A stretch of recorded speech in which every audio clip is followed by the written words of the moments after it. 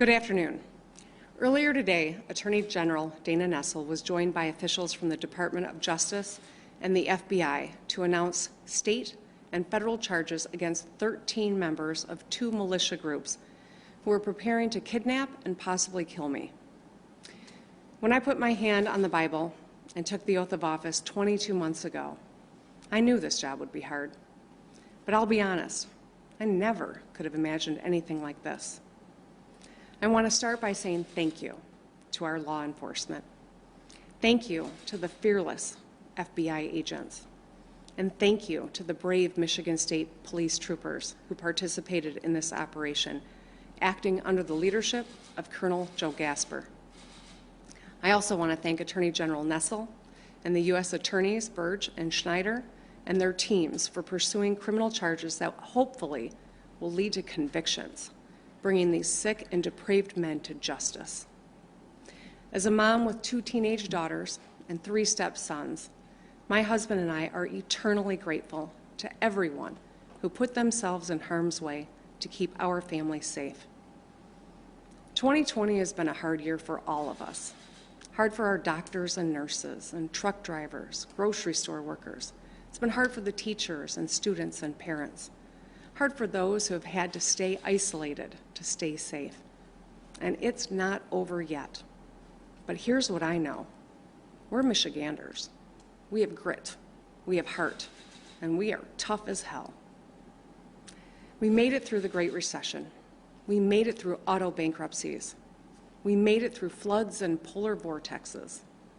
But none of us has faced a challenge like COVID-19, not in our lifetimes. I've said it many times, we are not one another's enemy. This virus is our enemy, and this enemy is relentless. It doesn't care if you're a Republican or a Democrat, young or old, rich or poor. It doesn't care if we're tired of it.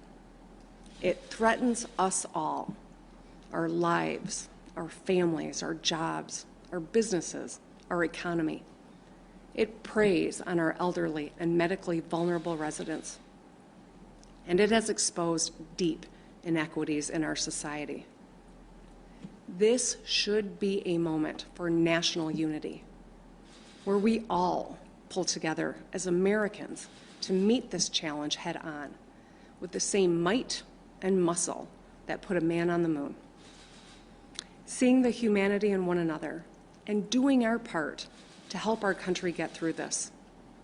Instead, our head of state has spent the past 7 months denying science, ignoring his own health experts, stoking distrust, fomenting anger, and giving comfort to those who spread fear and hatred and division. Just last week, the President of the United States stood before the American people and refused to condemn white supremacists and hate groups like these 2 Michigan militia groups. Stand back and stand by, he told them. Stand back and stand by. Hate groups heard the president's words not as a rebuke, but as a rallying cry, as a call to action. When our leaders speak, their words matter. They carry weight. When our leaders meet with, encourage, or fraternize with domestic terrorists, they legitimize their actions, and they are complicit. When they stoke and contribute to hate speech, they are complicit. In 1981, President Ronald Reagan spoke to the NAACP's annual convention, and his comments stand in sharp contrast to what we have seen on the national and state level from his own beloved party in 2020. He said, "A few isolated groups in the backwater of American life still hold perverted notions of what America is all about. Recently, in some places in the nation, there's been a disturbing recurrence of bigotry and violence." Then Reagan sent a direct message to those who still adhere to senseless racism and religious prejudice. "You are the ones who are out of step with our society," he said. "You are the ones who willfully violate the meaning of the dream that is America. And this country because of what it stands for will not stand for your conduct. So let me say this loud and clear. Hatred, bigotry, and violence have no place in the great state of Michigan. If you break the law or conspire to commit heinous acts of violence against anyone, we will find you, we will hold you accountable, and we will bring you to justice. For the past 7 months, I've made tough choices to keep our state safe. These have been gut-wrenching decisions no governor has ever had to make. And I get it. Life has been hard for us all. When I get out of bed every morning, I think about the high school seniors, like my daughter, who missed graduation ceremonies, or those Michiganders who've missed weddings and funerals. I think about all the moms who are working from home, making breakfast every day, logging their kids onto their Zoom class, and doing the laundry. Think about the small business owners who spent a lifetime building something great, who are now hanging on by their fingernails just to keep the lights on.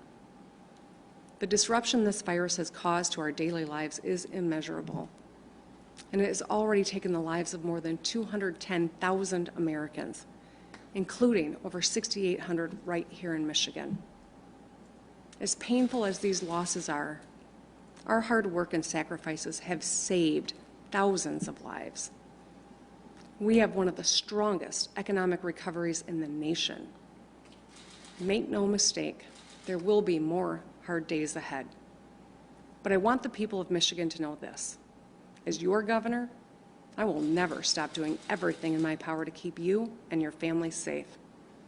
You don't have to agree with me, but I do ask one thing. Never forget that we are all in this together. Let's show a little kindness and a lot more empathy.